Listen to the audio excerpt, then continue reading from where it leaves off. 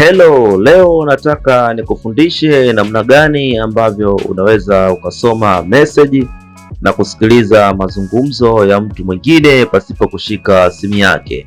Watu wengi wamekuwa wakitumia zile njia za kwenda kudownload app Play Store na kujaribu kuzifanyia kazi, lakini mara nyingi wamekuwa wakifeli kwa sababu app nyingi huko Play Store zinakuwa zinataka uweke kiwango kikubwa cha pesa.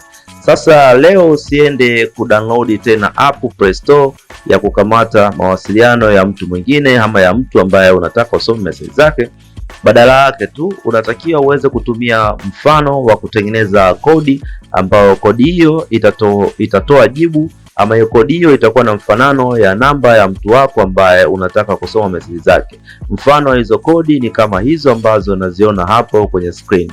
Sasa kuna namna ya kuweza kutengeneza hii kodi. Kodi inatokana na namba yako wewe na namba ya mtu ambaye unataka kuona message zake. Sasa kama una uwezo wa kutengeneza kodi, utanicheki kupitia hiyo namba ambayo unaiona hapo, nitakutengenezea kodi na utaanza kushuhudia mazungumzo ya mtu wako, na nitakuelekeza na kwa namna gani ambavyo utaitumia hiyo kodi ili uweze kukamata mawasiliano ya mtu wako.